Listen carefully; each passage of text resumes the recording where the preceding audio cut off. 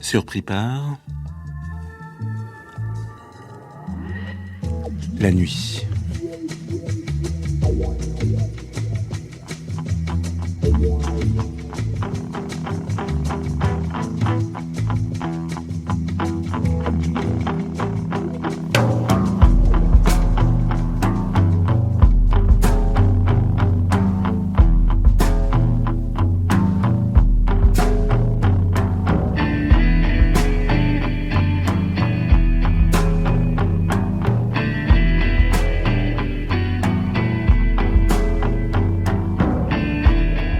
Après l'avant-garde.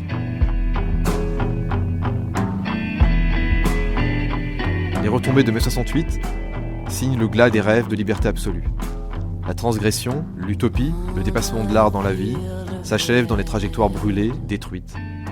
Le tournant des années 80 déroule ses tragédies, suicides, overdoses, folies, comme si une contre-révolution avait succédé à l'insurrection de mai. Des signes avant-coureurs avaient annoncé les impasses et les reniements de l'après des avant-gardes politiques et esthétiques. Une nouvelle figure d'artiste émerge, en forme de mutant, celle d'Andy Warhol. Il définit une posture pop ambivalente au cœur même du système de la marchandise. Indécidable entre sa célébration et son blasphème. La critique sociale, politique, héritée du marxisme, se trouve prise au piège de la marginalité ou de la récupération. Au milieu des années 90, une autre génération reprend une relecture des avant-gardes à la lumière de la postmodernité. Wake my little one, seed of revolution, sown in the sleep. Années 80, les brûlures et la survie, la révolution révolue. C'est à pied et avec le peuple de Paris qu'il va gravir cette rue qui le conduit au Panthéon. C'est le premier bien de foule du président de la République. Regardez. Tu as recommencé à vivre sans que l'angoisse t'étreigne. Tu es tranquille. Tu crois que tu te relèves alors que tu t'accoutumes tout doucement à la médiocrité. Après les crises, il faut vite tout oublier, tout effacer. Comme la France après l'occupation, comme la France après mai 68. Tu te relèves comme la France après mai 68. Mon amour. François Mitterrand se dégage de la foule. Deux roses à la main, il pénètre seul à l'intérieur du Panthéon. Moi, je me suis marginalisé, exprès. Il faut accepter sa marginalité. Si vous arrivez à travailler, eux tous, c'est d'arriver à monter ces films. Il regime è un regime democratico, eccetera, eccetera. Però quella acculturazione, quella omologazione che il fascismo non è riuscito assolutamente a ottenere, l'acculturation, l'homologation que le fascisme n'a pas réussi à obtenir absolument, le pouvoir d'aujourd'hui, celui de la société de consommation, a réussi parfaitement à l'obtenir.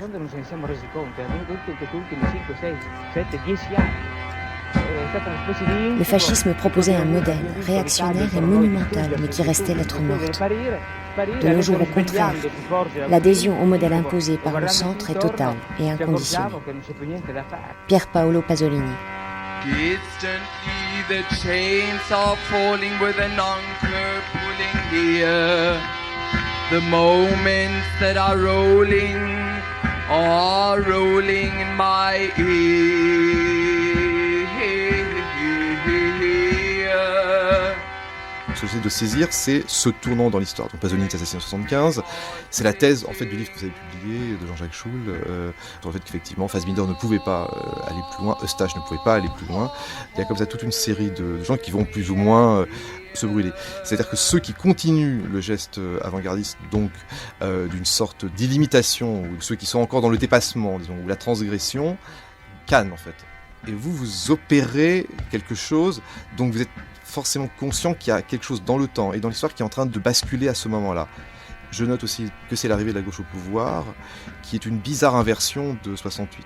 Bon, vous jugez les dates vous avez raison, d'une façon très politique. Philippe Solers.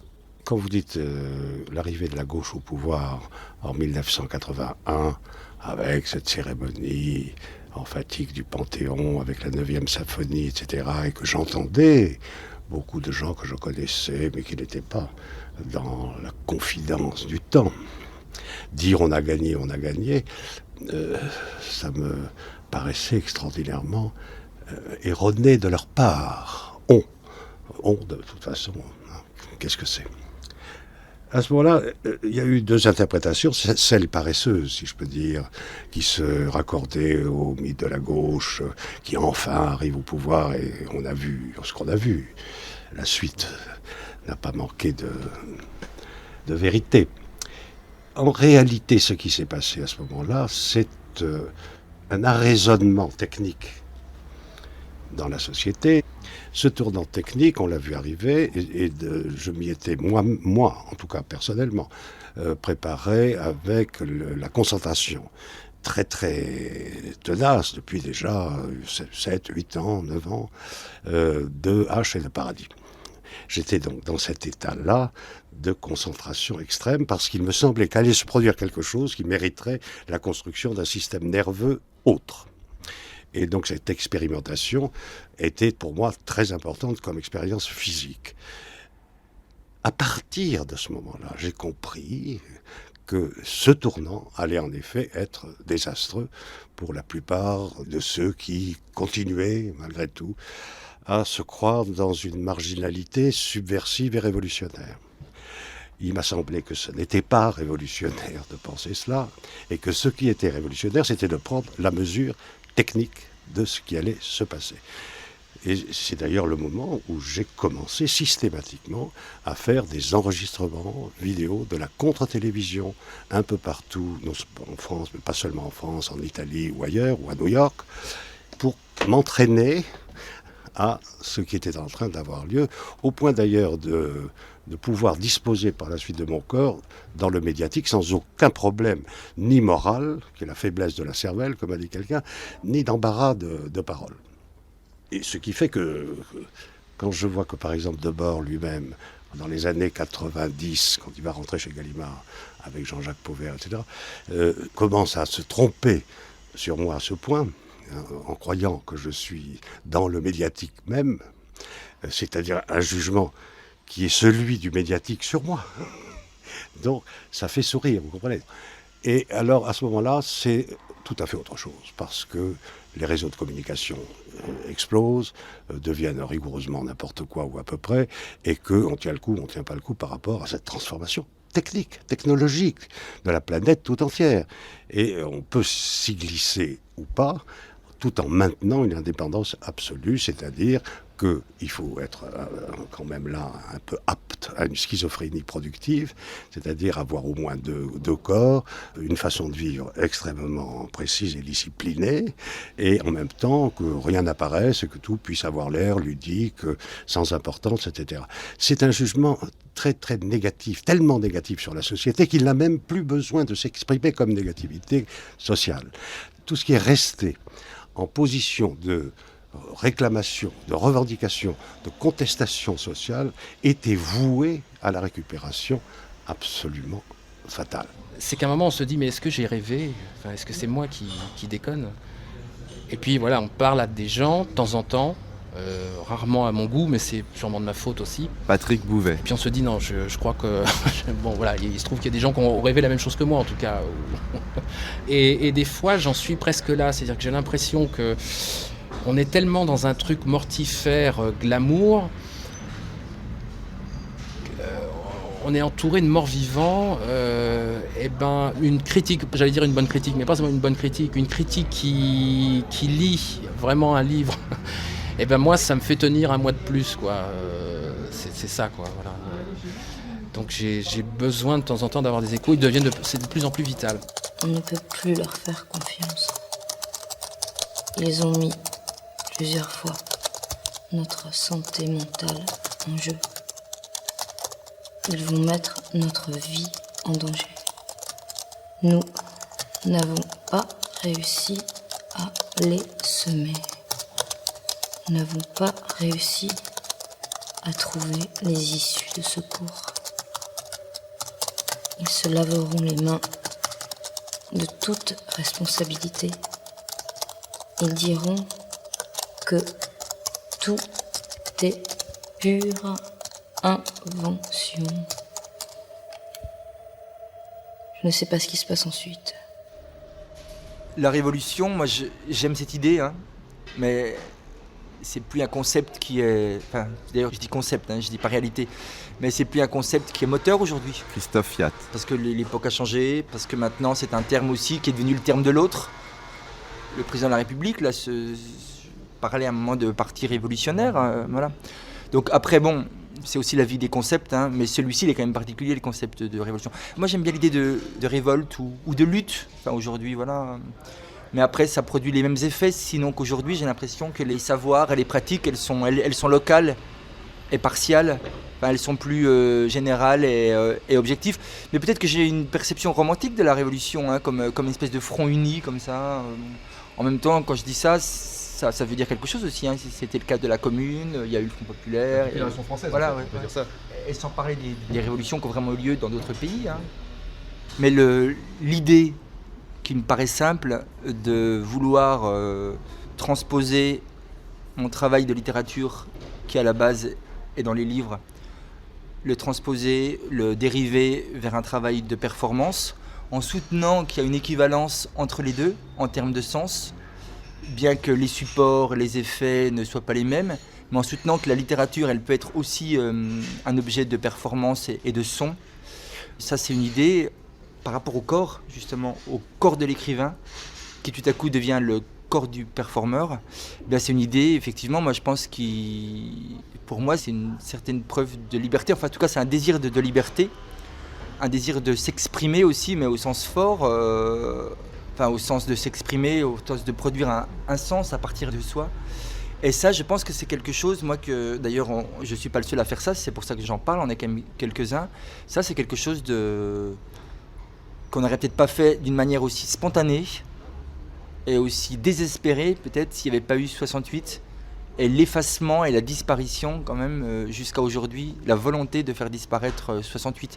Une volonté qui perdure aujourd'hui, concernant la commémoration, de toute façon, des 40 ans. La bourse est en feu. En ce moment même, il y a des flammes qui montent à l'intérieur de la bourse, car des manifestants ont pénétré, je vous l'ai dit tout à l'heure, à l'intérieur de la bourse. Ils ont forcé tout d'abord les grilles, ils ont monté les marches, ensuite ils ont enfoncé les portes, ils ont déposé à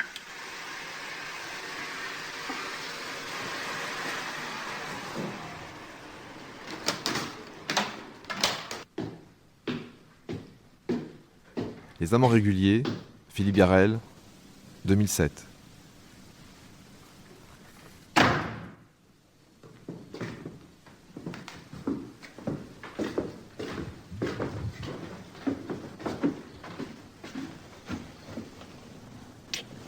C'est foutu maintenant.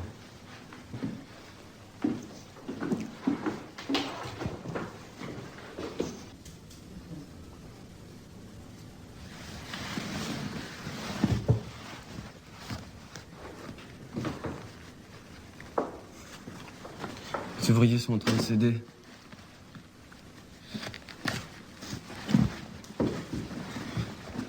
Et les syndicats ont encore plus peur de la révolution que les bourgeois. Tout ce qu'ils veulent, c'est tirer un peu plus d'argent au patron. Comme si le bonheur, c'était le salaire.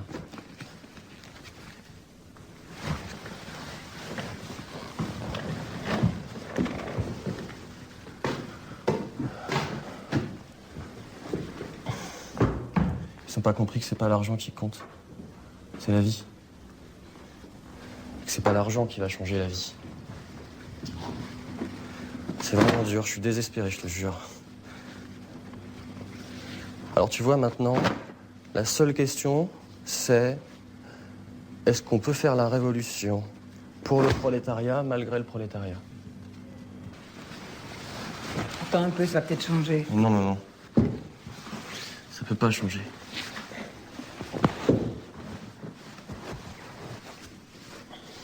C'est vrai que Guattari appelait les années 80 les années d'hiver, et il avait raison.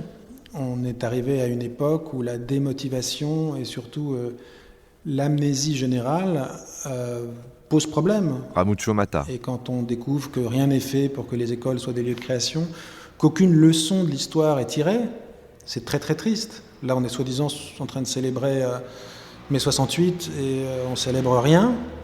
La fête du travail, c'est la fête où les gens ne travaillent pas. C'est le monde à l'envers. On devrait travailler qu'une journée par an, ce serait merveilleux. Mais non, je délire. Mais je pense qu'il y a encore des leçons à tirer de Fourier. Moi, je me rappelle très bien de ce que me disait un de mes frères, qui s'appelait Gordon Mataclar, qui découpait des immeubles. Moi, j'adorais écouter la musique de Lou Reed et des choses comme ça. Il me disait, c'est très bien d'écouter Lou Reed, mais essaye d'écouter ce que Lou Reed écoute. Et essayez de savoir ce que les surréalistes lisaient, écoutaient, faisaient. Et en allant à la source des inspirations, on découvre que nous avons un fond commun qui est absolument merveilleux et qui est à la portée de chacun. Et je pense que l'acte révolutionnaire, c'est justement voir cet identifiant, je ne sais pas comment dire, il n'y a pas de mots, et heureusement qu'il n'y a pas de mots, j'espère qu'il n'y aura jamais de mots, mais cette espèce de chose qui nous permet d'être davantage nous-mêmes et moins victimes de la réalité.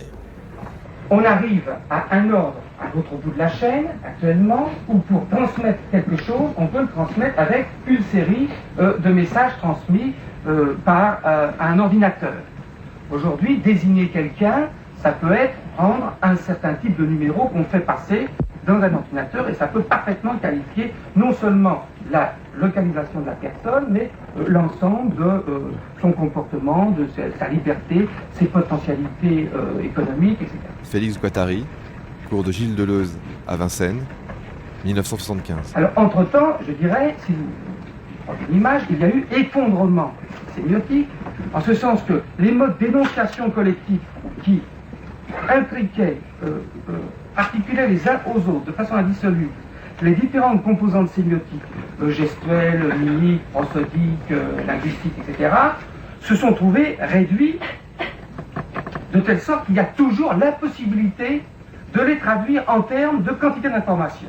Le travail de l'apprentissage de la langue, le passage de la langue bébé à la langue de l'école, de la langue de l'école à la langue professionnelle, etc., c'est amené à rendre les individus capables, quelle que soit la polyvocité de leur désir, d'arriver à cette réduction possible, qui est essentielle effectivement au système de production, au système d'échange, puisque seuls peuvent être mis en circulation des gens qui sont traductibles en termes d'information dans le système économique, dans le système de production. Ou sinon, ce sont des fous, des marginaux, des poètes, tout ça.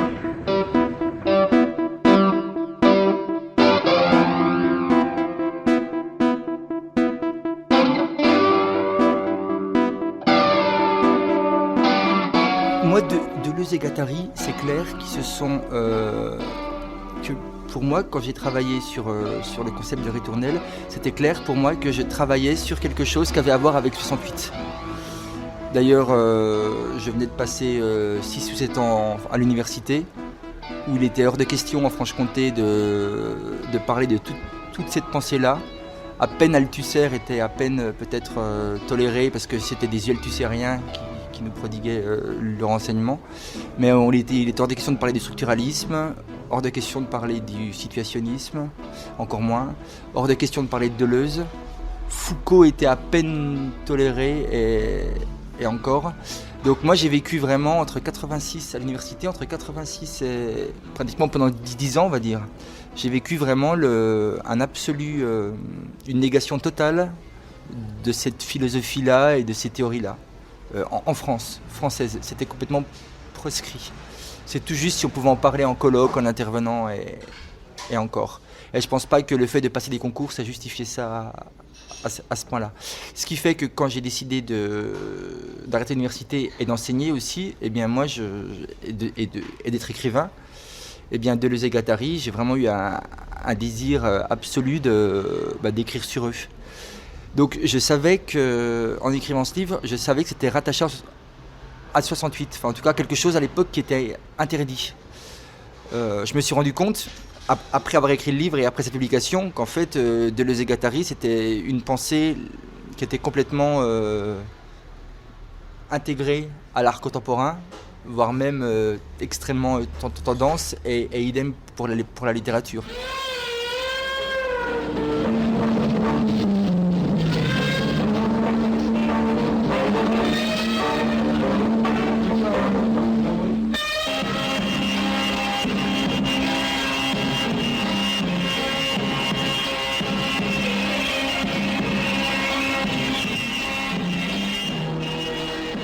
quel moment tu t'aperçois que le fait, au fond, de prolonger la contre-culture, c'est-à-dire, au fond, avoir un mode de vie expérimental, c'est, au fond, le mot d'ordre de la contre-culture, c'est vivre votre vie comme une expérience, avec tout ce que ça peut impliquer, tu le sens se retourner, et le grand phénomène de normalisation et de mise en couple réglée arrive, en fait. À quel moment tu le sens Et je crois que je suis dans cette génération-là totalement. C'est-à-dire que j'ai 20 ans en 82. Je commence vraiment à me donner les moyens de faire des choses. Enfin, ce qui était déjà là à 13-14 ans, évidemment à 20 ans, commence à exploser d'une manière un peu plus assumée, assurée. Mais en même temps, ce que je ne sais pas, c'est que c'est déjà la fin. Patrick Bouvet. Et donc je vis, mais comme la plupart des gens de ma génération, je suppose, qui ont envie de faire des choses, je vis cet étrange phénomène qui est à la fois d'avoir un héritage où je me dis il y a des choses possibles, il y a des brèches qui se sont ouvertes et refermées, mais elles ne sont pas complètement fermées, c'est à moi et aux autres de voir comment on peut peut-être faire des choses. Et comment je m'aperçois en même temps que ça se referme.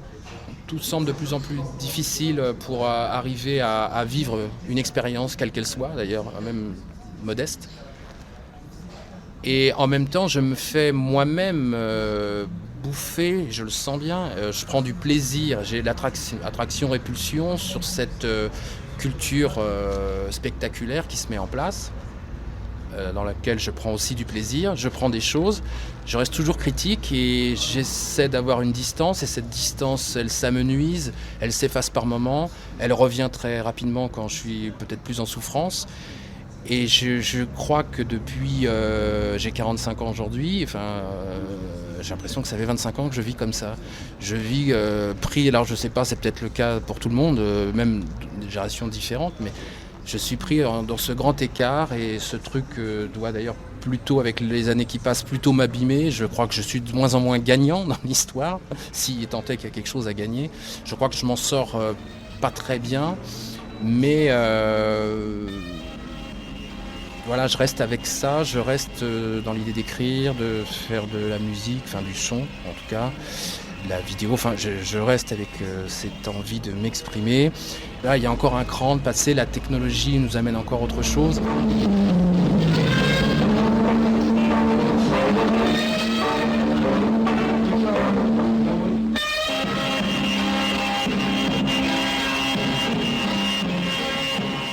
Dans un monde qui, à chaque instant, peut être détruit, et nous vivons dans un tel monde. Donc, dans un monde où, d'une certaine manière, on peut aller jusqu'à dire que son fondement caché serait l'extermination. François Méroni. C'est très délicat, c'est très naïf que de croire qu'on peut, encore une fois, embrasser le parti du diable. Ce qui arrive, et c'est ça qui est difficile à penser, c'est que dans la métaphysique, retournée, qui est le temps dans lequel nous vivons, c'est-à-dire le nihilisme accompli, le diable, d'une certaine manière, est devenu majoritaire. Et les humains ont beaucoup de mal à penser une situation planétaire où, effectivement, le diable ne serait plus un élément d'opposition, mais serait le substrat même de ce qui arrive. Si on admet ce principe, la question, c'est comment déborder le diable. Il souffre de troubles de la personnalité. Il est obligé de faire équipe avec un jeune agent inexpérimenté. Il envoie un commando récupérer l'otage. Il se réfugie dans un bunker. Il s'injecte une drogue puissante qui le rend invincible. Il décide de faire une virée dans ces paysages immenses et sauvages. Il est sous le choc quand il découvre son sosie. Il est puni par les dieux. Il a reçu une lettre piégée à l'anthrax. Il attend dans le couloir de la mort. Il refuse de croire à un phénomène surnaturel.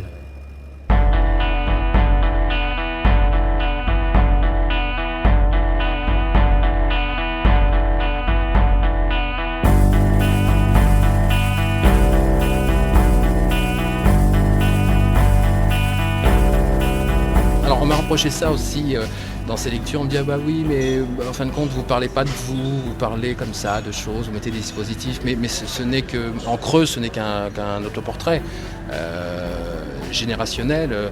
C'est comment les aînés ont ouvert les portes pour moi et j'ai cru que j'allais pouvoir jouer en contrôlant quelque chose là-dedans, en restant créatif.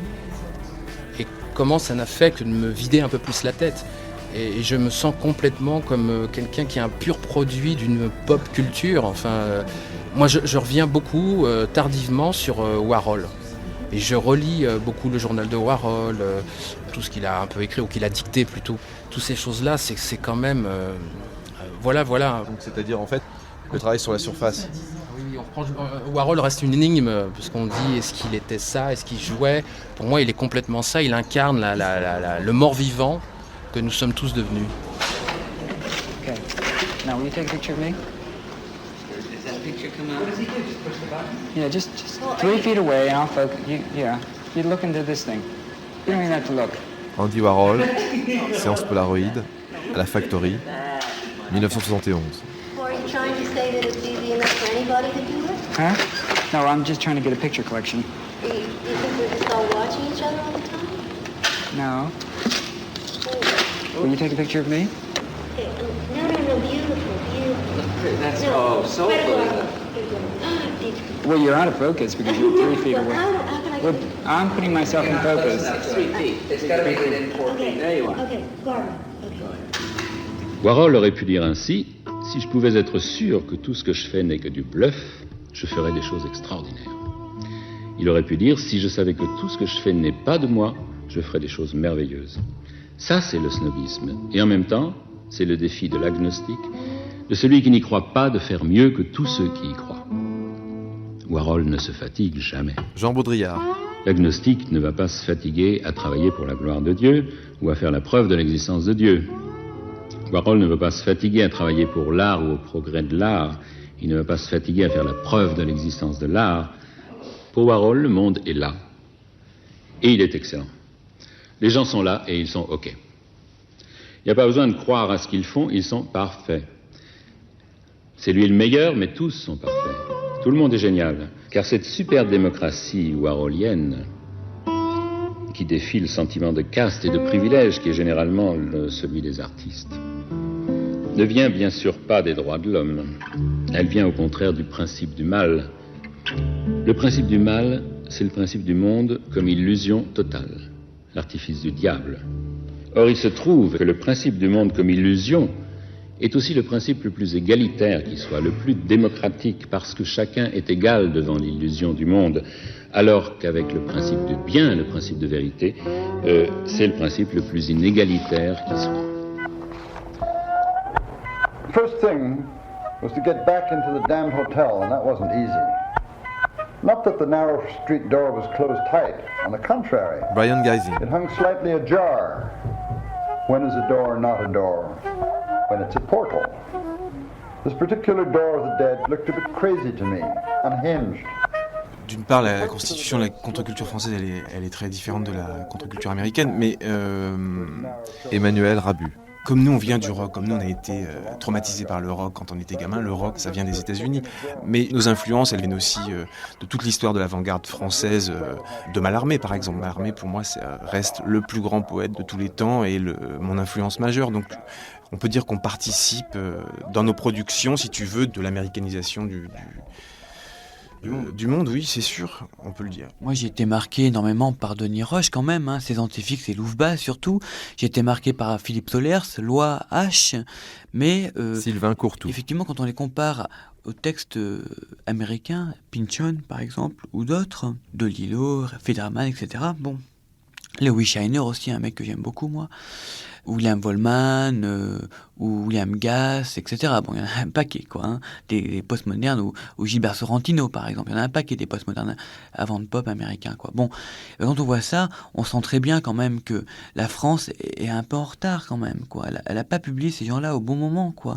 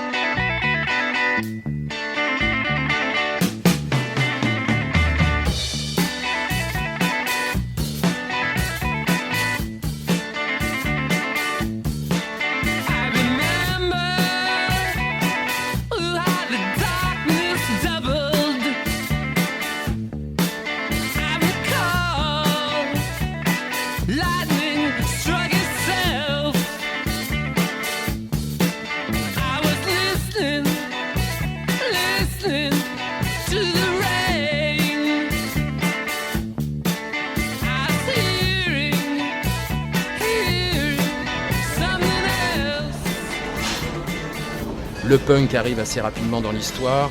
Donc moi, ce que j'ai tout de suite entendu dans le punk, c'est do it yourself, quoi. Vraiment, si tu veux faire de la musique, t'as pas besoin de jouer comme les gens font la musique progressive. Ben moi, j'ai 13 ans, j'ai 14 ans. Je suis déjà dans l'idée de créer des choses. J'ai une envie dévorante d'exprimer quelque chose. Donc tu vois pas la phase terminale de la contre-culture au moment du punk? J'ai 14 ans. J'ai 13-14 ans. Ce que je vois, c'est qu'on peut faire des choses sans être un virtuose. Parce qu'il y avait aussi toute la musique progressive. Enfin, le rock était mal barré à cette époque, avant le punk. Hein. Rappelons ça quand même. C'est-à-dire qu'il y avait des groupes progressifs. Patrick Bouvet. Qui ont peut-être donné des choses d'ailleurs intéressantes. Mais enfin, ça partait dans des trucs symphoniques, avec des gens qui faisaient des démonstrations. Tous ces lives qui sortaient où il y avait un solo de batterie pendant 10 minutes, un quart d'heure. Ou des sortes de virtuoses. Oui, un peu pompier. Ça, je l'entendais aussi. Hein. Et donc, boum, d'un seul coup, arrive quand même une grande claque. Les mecs arrivent avec 3 accords, comme à la source, ils reviennent au début, quoi. Et voilà, j'entends ça, moi. On peut faire un groupe sans savoir accorder sa guitare, pratiquement, quoi. Ce qui est important, c'est l'énergie. Et à 14 ans, j'en ai un peu à revendre de l'énergie, quoi. En étant en banlieue, comme ça, un petit peu esselé. Et dès le collège, comme ça s'est passé à peu près partout, sur des centaines d'élèves, on est 4 ou 5 à aimer le rock et à vouloir faire des groupes. Donc voilà, premier groupe, 14-15 ans. Et puis c'est quand même une super, moi je trouve que c'est une super période de ce point de vue-là. C'est qu'on a quand même cette période hyper riche avec le punk et puis après la new wave, tout ce qui est post-punk, cold wave et tout ça. Et là, moi, entre 76, 77 et 82 à peu près, je sais pas historiquement comment, maintenant on décide quelles sont les dates de ça, mais voilà, à peu près moi c'est ça. Donc entre mes 14 ans et mes 20 ans, j'ai une déferlante de choses incroyables pour moi. C'est Joy Division, Oui, c'est tout ça, mais alors, ce qui est important dans la New Wave, moi, c'est que l'art vient se mélanger à ça. Et la politique et tout. Alors c'est que moi je découvre par exemple, alors ça c'est un peu avant, mais que Bowie a fait des textes avec le cut-up. Alors je me dis mais qu'est-ce que c'est que ça, Burroughs? Et je découvre Burroughs par Bowie. Je me dis si Bowie parle de Burroughs, c'est que ça doit être bien, donc faut que j'aille voir ça. Donc voilà, je me retrouve à lire Burroughs. Et puis après, je sais plus comment arrive tout ça, mais on tire le fil et ça nous tombe dessus, quoi. Oigo, amigos. Oigo, amigos. Paco, Enrique, last words of Hassan Saba, the old man of the mountain. Listen to my last words anywhere. Listen, all you boards, governments, syndicates, nations of the world. William Burroughs. And you powers behind what filth deals consummated in what lavatory, to take what is not yours, to sell out your sons forever, to sell the ground from unborn feet forever, for Eve are. Listen to my last words, any world. Listen if you value the bodies for which you would sell all souls forever. La phrase de Burroughs, pourquoi il ne faut pas être vu, est une phrase mystique. C'est-à-dire que Burroughs était persuadé, par exemple, que quand un individu rencontre un autre, celui qui est vu le premier a perdu. François Méronis. Ne pas être vu, ça ne signifie pas ne pas être envisagé par le système de contrôle. On l'est tous envisagés. Ça veut dire être suffisamment compliqué, suffisamment retorse, pour être invisible et insondable, quoique à chaque fois exposé. C'est quand on occupe justement cette position, quand on ne peut pas être vu, quand bien même on serait constamment visible dans un sens. Et on est visible et en même temps pas vu. Thank you. Look at that picture. Look at that picture. Good. Good. Thank you. Thank you. Does it seem to be persisting? Good. Thank you. Does it seem to be persisting? Look at that picture. Good. Good. Thank you. Thank you. Look at that picture. Persisting? Good. Thank you. Where are we now? How does it seem to you now? Sans William Burroughs, il n'y aurait pas Neil, quoi, puisque Neil est un cut-up, c'est un livre de cut-up total, quoi. C'est-à-dire c'est un livre de cut-up entier, totalement cut-upé, il y a très peu de moi là-dedans. Et voilà, c'est pour ça que je disais qu'on arrive à une fin de l'art, en quelque sorte, à la fin du cut-up, en tout cas, quoi, parce que ce livre-là, il se clôt sur lui-même. I'm not being impertinent or disrespectful, but I do have a question for your guest, and I'm terribly shocked that he's given so much airtime for this. Has he ever had a psychiatric evaluation?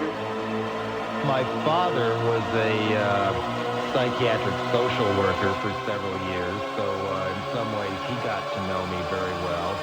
In other ways, it was a classic example of parent and child lack of communication. Lions in the street. Lions in the street and roaming dogs in heat. Rabid foaming, the beast caged in the heart of the city. Is everybody in? Is everybody in? Rose disait que l'écriture avait été inventée pour masquer la communication, en fait. Ramucho Mata. Le langage est un virus. Le rythme des phrases en est bien plus long que le sens des mots. Et ça, c'est quelque chose d'assez intéressant parce que c'est vrai que si on enlève une phrase du sens linguistique des mots, on obtient des qui véhiculent aussi une information.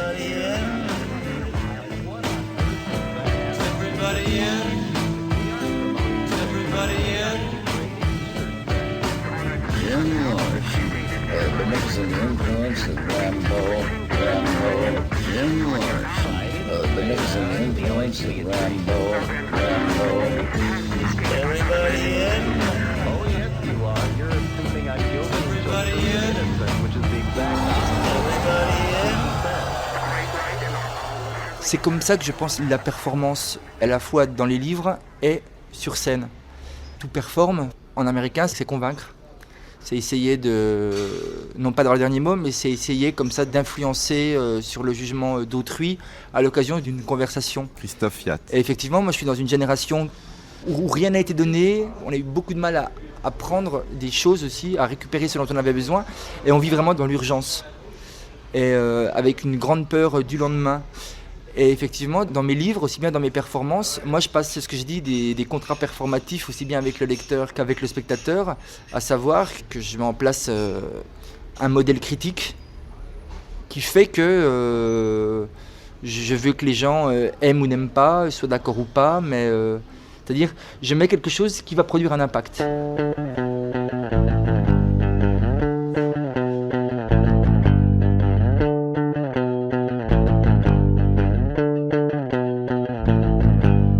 C'est l'histoire d'un agent spécial qui a une vie impossible parce qu'il est tout le temps en mission. Alors, il écoute ses instructions sur une bande magnétique qui s'autodétruit.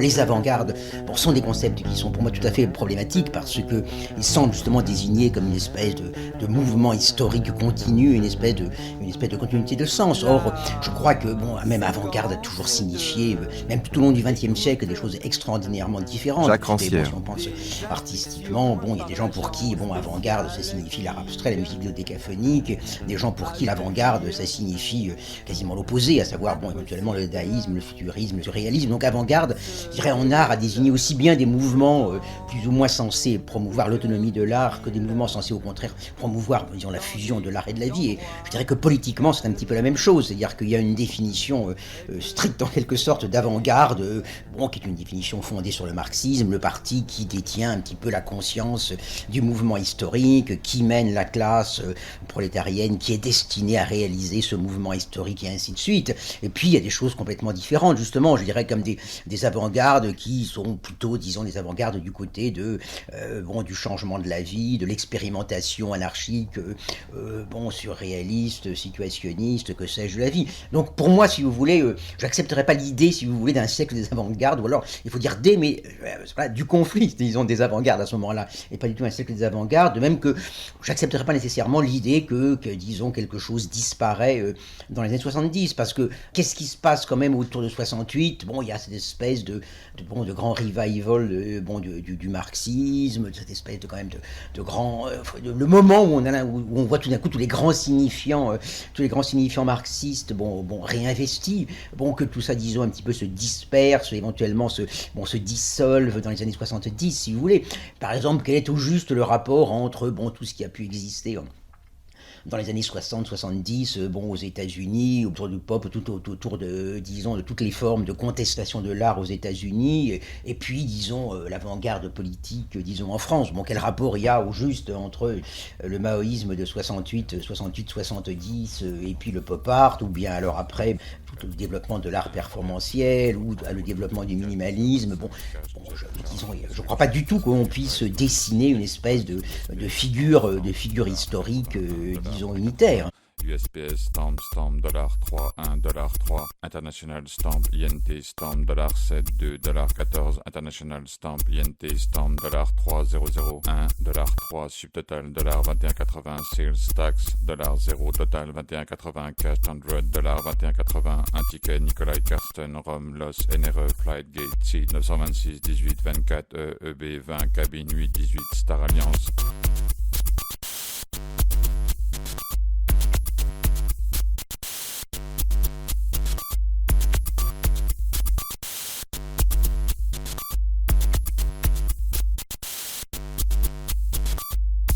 Nigeria 0,99 number of victims 6 subtotal $25. Ça, je m'en aperçois aujourd'hui au travers d'un travail que je fais de portraits, mais d'autres.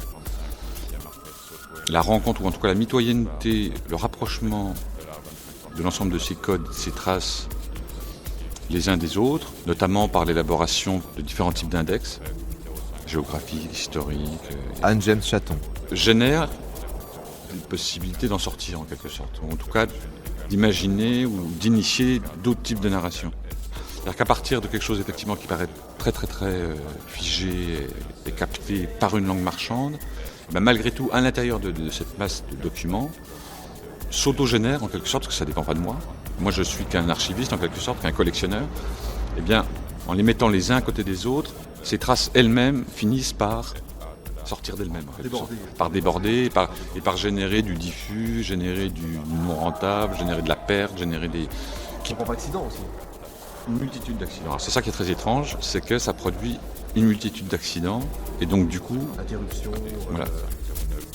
111 21 24 un ticket pour les vols portable DG Santa Monica Seattle Refilio Act Mondial 777 Select Refilio Act from the menu 02 19 2004 17h54 Activate Transaction 3 ACC 83 10 and Try Manual Invoice. S'il fallait réinscrire un peu ma parole, comme tu le disais, dans une forme de messianisme marxiste, mais de ce qui peut advenir,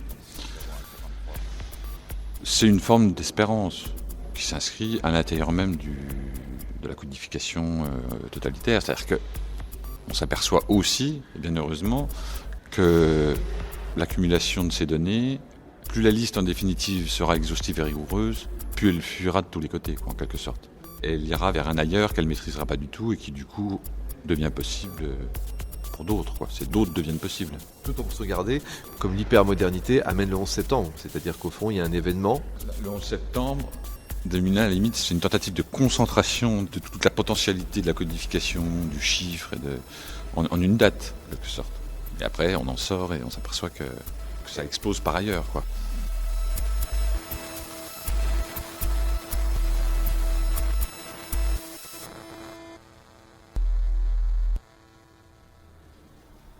Il y a un livre que je conseille toujours à lire, c'est l'histoire du socialisme de Saran Alexandrian, qui faisait partie aussi du groupe surréaliste, où il raconte très bien la nécessité du capitalisme à s'accaparer tout et à mettre les problèmes loin, ayant des illusions que les solutions sont à portée de la main. Ramucho Mata. Cette perte d'autonomie dont a besoin le capitalisme pour exister, elle essaye de faire croire que tout ce qui ne rapporte pas est inutile. Mais on le voit très bien, chaque jour qui passe, le capitalisme, c'est terminé. On vit dans une société qui est en pleine agonie, où il n'y a plus de désir, il n'y a plus de plaisir. La fonction des uns et des autres est totalement trouble, tout le monde est obsédé par des choses totalement inutiles, et c'est déjà fini leur empire. Donc c'est sûr qu'ils ont essayé de faire croire que la poésie, c'est quelque chose qui est hors de la vie. C'est fait qu'on apprend à l'école. Comment on essaye de faire croire que la musique, ce serait qu'une zone de l'existence. On ferait de la musique qu'entre 12 et 18 ans. Après, on n'a plus le temps. C'est autre chose. Et cette espèce de déterminisme, comme quoi, à partir du moment où on devient adulte, on devrait avoir des responsabilités et ne servir qu'à produire du capital, c'est évidemment totalement erroné, mais c'est déjà fini. Ouais. Donc c'est sûr qu'il faut se documenter, et il faut résister à la stratégie de la confusion qui fait croire que telle chose égale une autre. Non, les choses sont distinctes et il y a des niveaux. Il y a des choses qui demandent plus d'efforts que d'autres, et l'effort se mérite à travers des initiations. C'est pas n'importe qui peut avoir accès à n'importe quoi. Tout le monde ne peut pas avoir accès à la fortune. Et la fortune, ce n'est pas l'argent, la fortune, c'est la chance. Et cette chance, elle s'acquiert à force de rencontres, d'ouvertures, de chutes. Si vous êtes Adecco, vous êtes beaucoup, beaucoup moins riche. Si vous êtes Air France, vous êtes beaucoup, beaucoup plus riche. Si vous êtes Air Liquide, vous êtes beaucoup, beaucoup moins riche. Si vous êtes Alcatel, vous êtes beaucoup, beaucoup plus riche. Si vous êtes Allianz, vous êtes beaucoup, beaucoup, beaucoup moins riche. Si vous êtes Alstom, vous êtes beaucoup, beaucoup, beaucoup moins riche. Si vous êtes Altadis, vous êtes beaucoup plus riche. Si vous êtes Altran, vous êtes beaucoup, beaucoup plus riche. Si vous êtes ArcelorMittal, vous êtes beaucoup moins riche. Si vous êtes Arkema, vous êtes beaucoup plus riche. Si vous êtes Avenir Télécom, vous êtes plus riche. Si vous êtes AXA, vous êtes beaucoup, beaucoup moins riche. Si vous êtes BIC, vous êtes beaucoup moins riche. Si vous êtes Biomérieux, vous êtes beaucoup, beaucoup, beaucoup moins riche. Si vous êtes BNP Paribas, vous êtes beaucoup, beaucoup, beaucoup La déconstruction du langage, enfin la destruction des mots, le remplacement des mots qui sont des mots importants, des vieux mots qui veulent dire ce qu'ils veulent dire, par de la soupe. On voit très bien que ça vise dans l'ensemble au consensus. Éric Hazan. C'est vraiment tout à fait clair. Ça ne va pas dans n'importe quelle direction. Ça vise à limer les conflits. Le mot social, vraiment, c'est devenu un mot qui subsume tout ce qui est destiné à rendre acceptable l'inacceptable. C'est incroyable, quoi. Il y a les cas sociaux, il y a les logements sociaux, les partenaires sociaux, les plans sociaux. Il n'y a pas de plan social, il n'y aura pas de plan social. Ça veut dire qu'on va virer que 25% des salariés d'une entreprise. Qu'on appelle plan social un plan de licenciement collectif, c'est quand même extraordinairement... Voilà, c'est un exemple paradigmatique, un paradigme de cette manière qu'a le décapage des mots, de chercher à gommer la guerre civile, à créer le consensus. Appelé assistanat, ce qui est solidarité. Voilà. Je crois qu'il y avait un autre exemple dans votre livre, la substitution de lutte des classes à un mot totalement consensuel qui nie le fait qu'il y ait encore des luttes des classes. On nie même qu'il y ait des pauvres. À la radio, c'est tout le temps des gens de conditions modestes. Les gens de conditions modestes, pourquoi ils seraient modestes, après tout? Pourquoi on ne pourrait pas être à la fois pauvre et orgueilleux? Non, ils sont de conditions modestes. Il n'y a pas de pauvres, il n'y a pas d'opprimés, il n'y a plus que des exclus.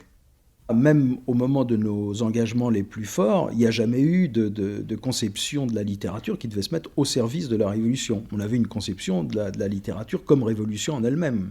C'était l'acte d'écrire qui était révolutionnaire, pas du tout de se mettre au service de... Bon. Jacques Henrique. Alors...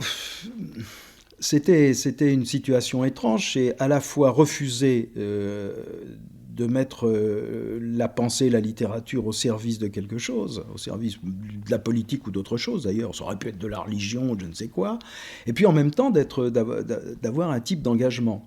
Et c'est cette articulation-là qui est en effet difficile à penser. Pour dire des choses très simples, pour la peinture, pour la musique, oui. On entend aujourd'hui des transformations considérables au niveau de l'audition, de la vision, oui. Et il semble qu'au contraire, en ce qui concerne le langage, la phrase, si vous voulez, cette transformation soit absolument pas acquise. Est-ce que vous l'auriez lu comme moi, par exemple, ce texte? Non, pas tout à fait, mais je trouve que vous l'avez bien lu. Philippe Solers, bien lu, 1976. Vous n'avez pas lu de façon agressive. Roman H. Considérable. Non, qui dit salut la machine, avec ses pattes rentrées, son côté tortu, catasocle, ses touches figées, accent tonique hors de strophe. Elle a rêvé cette nuit que je lançais la balle très haut et très loin, elle ne s'arrête plus, etc. Bon, c'est du roman ou c'est de la poésie? C'est tout à la fois. C'est-à-dire que c'est du roman à l'intérieur bombardé par du langage poétique. Autrement dit, si vous voulez, ce qui est essentiel pour moi dès le début, c'est les questions de rythme, si vous voulez, ou les répétitions de syllabes, bon, le T, tout ça pour donner l'idée qu'on rentre dans un rythme. Vous voulez pas nous lire un autre bout, n'importe lequel? Non, mais je peux continuer, par exemple. Elle allume en passant les cerceaux disposés méridiens plus ronds quand elle les traverse, et voilà la bombe qui retombe toute chaude en fumée grillée. Tiens, on est en pleine montagne, il y a de la poudreuse, regarde les cristaux blancs, violets, sans cet air, et en effet, on enfonce les chevilles dans la pleine mousse, etc. Bon, là, c'est très simple, il s'agit d'un rêve qui fait démarrer le livre, si vous voulez, sur sa lancée, justement rythmique, parce que je crois qu'on est à une époque où il faut écrire de façon conséquente par rapport à l'époque, c'est-à-dire d'une façon très, très rythmée, très rapide, et au fond, vous savez, tout ça est fait de multiples façons, déjà dans la littérature, pas seulement française. Je crois que la France est très en retard sur ce terrain-là, si vous prenez la littérature américaine, il y a longtemps qu'elle est passée dans une dimension, si vous voulez, beaucoup plus percutante, beaucoup plus rapide. C'est vrai qu'à un moment, on a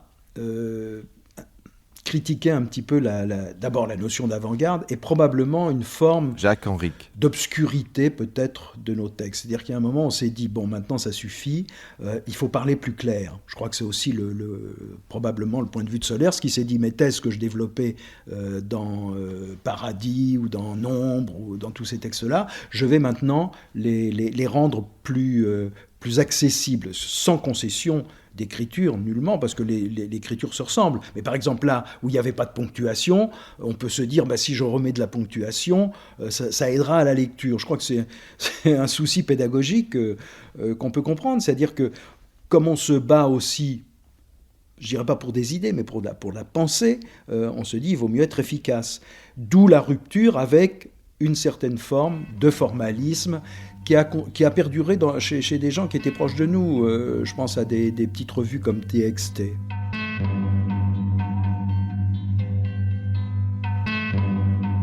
La question de la communauté a été celle des revues d'avant-garde. Quelle langue commune pour ces sociétés secrètes qui fonderaient une révolution à venir? Avec Tija, Evidence, la revue de littérature générale, Tikkun, Ligne de risque, le milieu des années 90 voit revenir des figures du jeu et de la guerre. Est-ce que la fondation de Tija a été un tournant? Oui, ça a été un tournant parce que ça a été...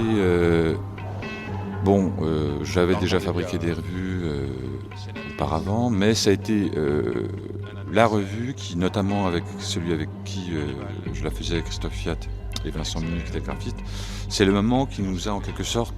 Anne-James Chaton.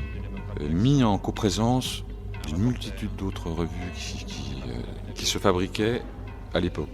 Le premier Tija, c'était en 97, en francophonie, on va dire. Belgique, Suisse, France, moins le Québec. Donc elle est importante dans ce sens-là, c'est-à-dire qu'à la fois, elle définit un espace et un territoire, mais elle apparaît aussi dans un champ et elle rentre en dialogue avec toute une multitude à la fois de revues et donc d'auteurs et donc de... Est-ce que tu la plaçais par rapport à d'autres revues? Donc on a parlé de la revue littérature générale, mais on peut parler aussi de Tikkun, on peut parler aussi d'Evidence de Mehdi Belhaj-Kassem. C'est-à-dire qu'à un moment, il y a une effloraison à un moment de revues dont la capacité symbolique est inversement, comme je dis toujours, proportionnelle à leur diffusion. Elles sont d'autant plus importantes symboliquement qu'elles sont très peu visibles. Donc est-ce que tu fais attention à ce qui est en train de s'articuler? Les Tikkun étant plutôt post-situationnistes à Gamben, de l'autre côté Evidence est aussi très marqué par le situationnisme, mais aussi par d'autres choses. Enfin, comment ce champ magnétique est en train de se mettre en place? Toutes ces revues en fait sont rentrées en dialogue les unes des autres, mais à partir de points d'énonciation et de stratégies différentes. Alors, ne serait-ce que par leur titre. Même si on pouvait être d'accord sur certaines choses, on a toujours été en opposition, notamment avec Tikkun et avec Evidence. Parce que Tikkun et Evidence nous semblaient avoir fait de mauvais choix, en tout cas d'avoir pris de mauvaises décisions quant aux formes poétiques ou prosaïques qui publiaient. Et donc, les revues qui ont, en quelque sorte, à la fois, qui sont entrées en dialogue, qui ont interrogé, critiqué Tikkun et Evidence, mais il me semble qu'il y en a une qui manque, une autre. Il y avait Tija, la nôtre, il y a eu Poésie prolétaire, il y avait TTC, il y avait, à l'époque, mais qui parlait depuis un autre endroit, hein.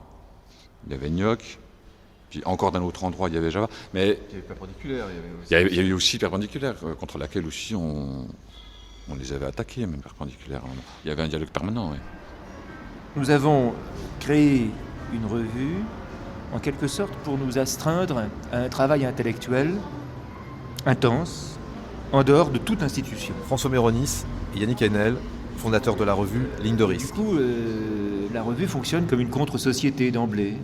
Que ça nous amène à nous intéresser à toutes sortes de choses, à la pensée indienne, par exemple, ou à l'astrophysique dans certains cas, ou à toutes sortes de choses qui nous requièrent, et à partir desquelles nous avons pu écrire nos livres, en fait.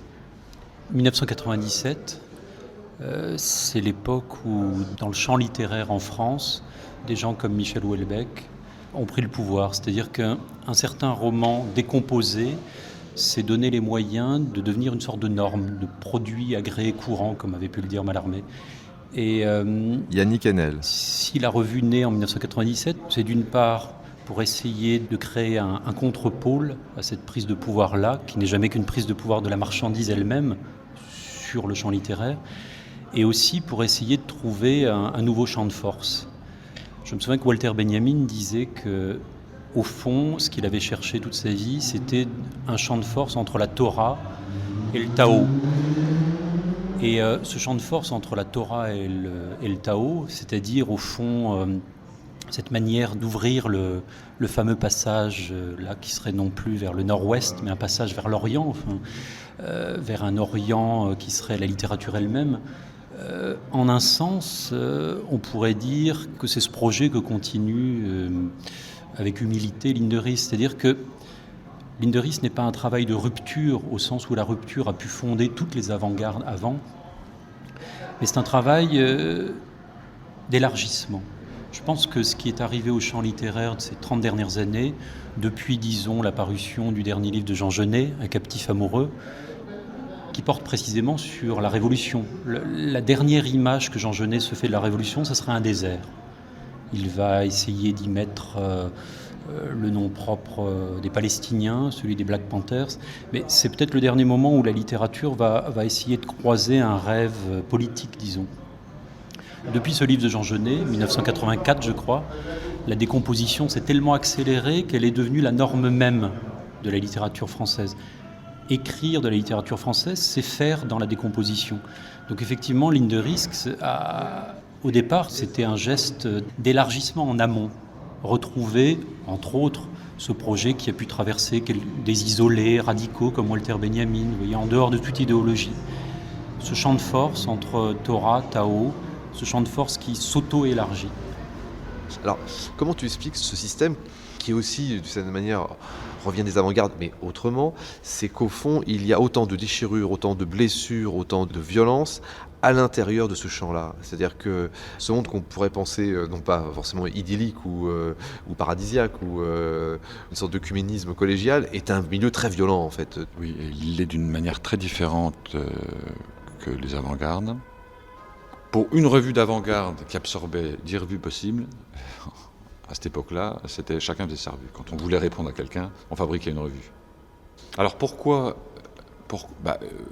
de toute façon, la violence dont tu parles, dont tu parles, elle est consubstantielle aux enjeux esthétiques et à la fois théoriques et politiques aussi, parce que chaque revue est un objet politique, pas seulement à l'intérieur du champ de la littérature ou de l'édition, mais d'une manière générique. Tout ça induit des enjeux, donc des discussions et donc des prises de position qui, quelquefois, peuvent être... Et puis, il y avait aussi un élément latent qui était, en quelque sorte, une critique qui émanait des représentants de TXT, qui ne cessaient pas de nous demander d'articuler nos discussions esthétiques et autres dans un canevas théorique clair et défini. Et on n'a jamais voulu répondre à ce qui était quasiment un temps une injonction d'ailleurs. On n'a jamais répondu directement à cette requête, on va dire, parce qu'on considérait que la théorie, et notamment c'était une des entrées de Tija, en tout cas c'est une des raisons pour laquelle la revue s'est constituée, parce que les questions théoriques et les questions de pensée étaient consubstantielles à la fois à l'objet lui-même, tel qu'il avait été pensé par Vincent et Christophe et moi, et puis étaient consubstantiel au texte même, c'est-à-dire à la manière dont les textes se construisaient et à ce qu'ils mettaient en branle. Et puis il y avait ce refus de retomber dans un rapport frontal directement politique. C'est-à-dire que la politique passe par ailleurs. Cargo culte. Vers 1644-1648. Dans la Vénus au miroir de Diego Rodriguez de Silva y Velázquez, le peintre ne voit le visage du modèle que dans le reflet d'un miroir. Ce qu'il voit directement, c'est son cul. Dans Comment j'ai écrit certains de mes livres, Posthume Paris, Alphonse Lemaire 1935, Raymond Roussel explique ces techniques de production dont l'homophonie, entre la première et la dernière phrase, des allorimes approximatifs à partir desquels il fabrique des textes. Je choisissais 2 mots presque semblables, par exemple, billard et pillard. Puis j'y ajoutais des mots pareils mais pris dans 2 sens différents et j'obtenais ainsi 2 phrases presque identiques. Les 2 phrases trouvées, il s'agissait d'écrire un conte pouvant commencer par la première et finir par la seconde.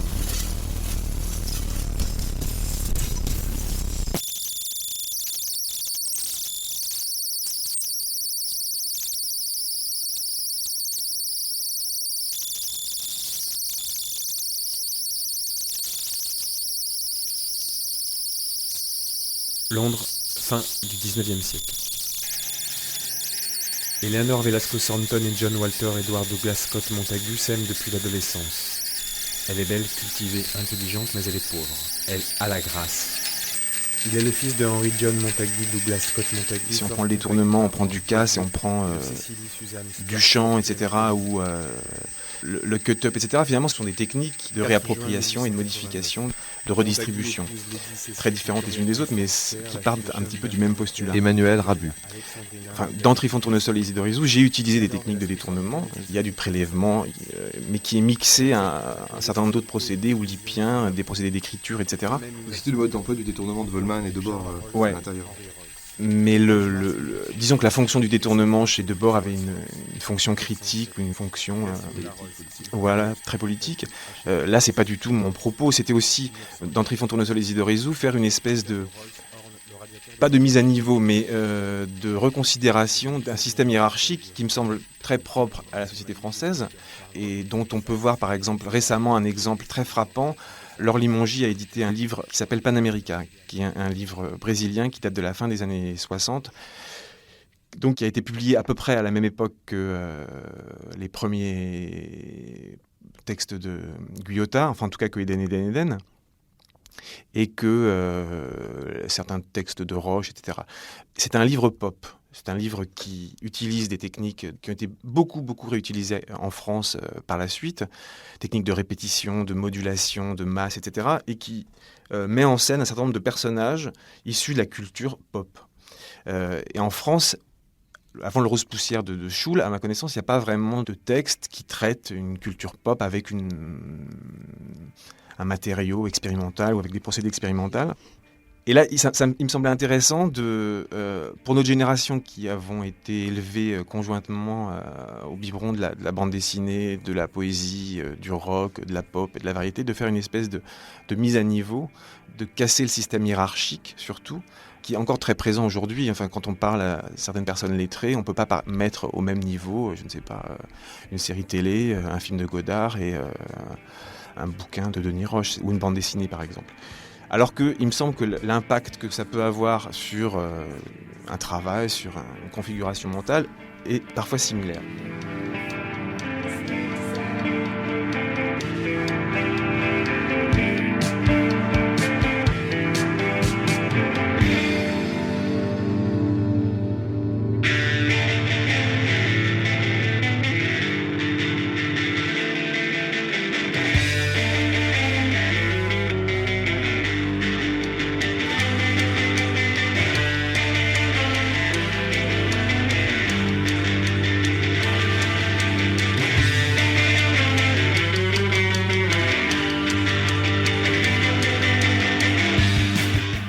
Ce qui est intéressant aussi, c'est qu'au fond, on serait passé du détournement, qui est une forme encore, disons, classique, critique, politique, au mixage.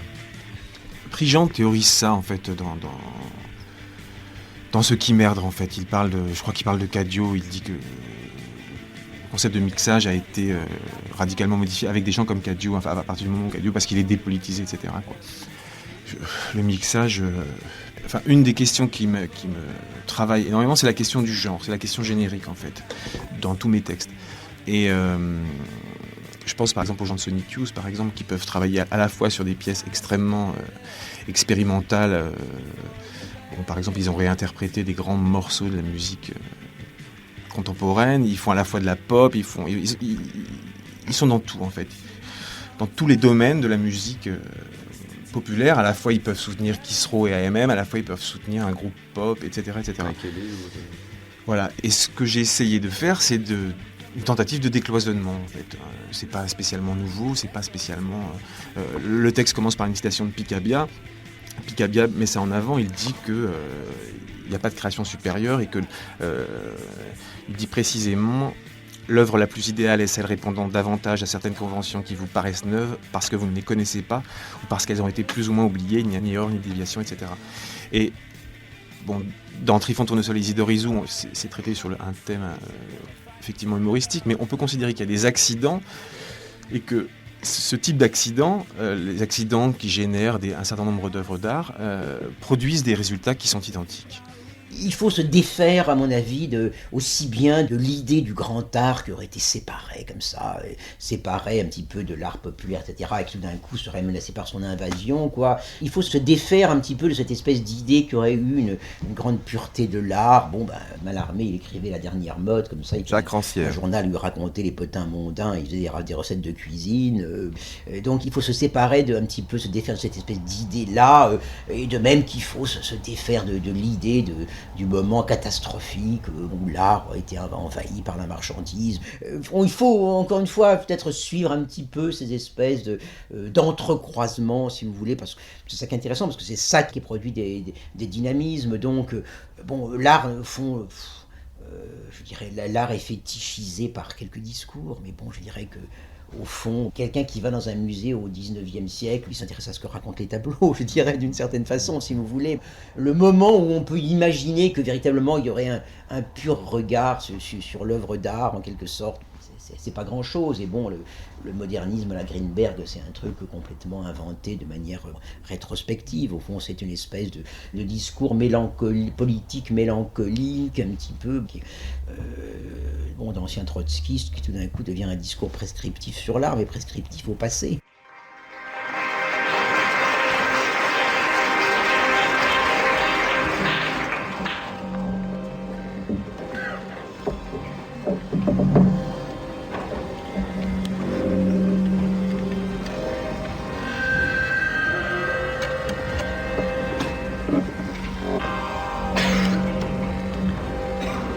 The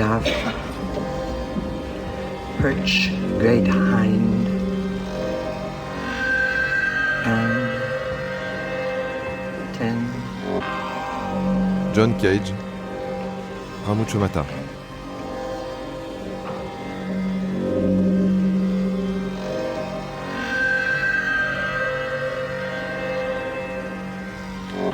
Have and the withal. Tous les plus grands paranoïaques, ont vraiment raison. Ils sont même loin. Moi, je me rappelle de gens en 1972-73 qui disaient: vous verrez, un jour, on aura tous des bouts de plastique, on ne pourra plus voyager, on sera fouillé. C'est exactement ce qui nous arrive aujourd'hui. Donc il faut une dose de paranoïa, parce qu'on est toujours un peu visionnaire lorsqu'on est paranoïaque, peut-être. Et puis ça permet de douter de manière assez constructive, si on n'est pas victime de toutes nos sensations. Et aussi, ce qui est vraiment la leçon de Geisine, c'est quand vous avez parlé de Burroughs et de rapport avec Guattari et Deleuze, cette magie et le fait que j'ai collaboré avec lui, ça vient vraiment de cette notion que deux personnes ont créé une troisième. Et si on regarde les dadaïstes, les situationnistes, les surréalistes, tout le monde, finalement, cette espèce de moment où deux personnes se rencontrent, il se crée ce troisième élément imprévisible. Et c'est ça qui est magnifique. Et c'est ça la raison pour laquelle il y a cette expression du third mind, enfin de la troisième pensée. Moi j'ai fait même une chanson là-dessus, sur 1 + 1 = 3, et c'est vrai que la mathématique souvent se trompe. Parce qu'un plus 1 égale 2, c'est totalement faux. 1 plus 1 égale 3. Et l'idée qu'eux avaient, c'est de s'approprier le langage afin que chacun puisse développer sa propre thématique. Donc moi j'avais fait ces petits jeux de mots, mathématiques, ta thématique, sa thématique. C'est cette idée de s'approprier le monde. J'ai l'impression que tous ces gens-là parlaient de ça.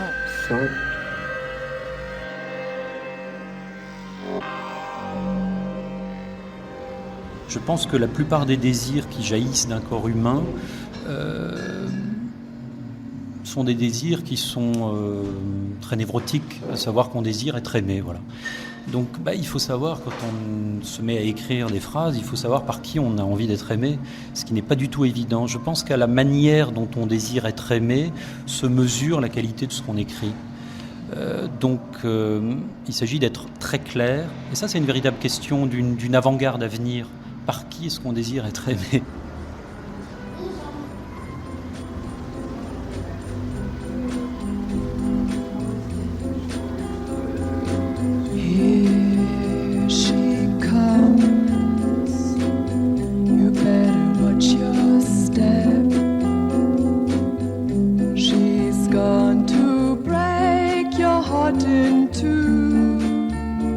Années 80, les brûlures et la survie, la révolution révolue.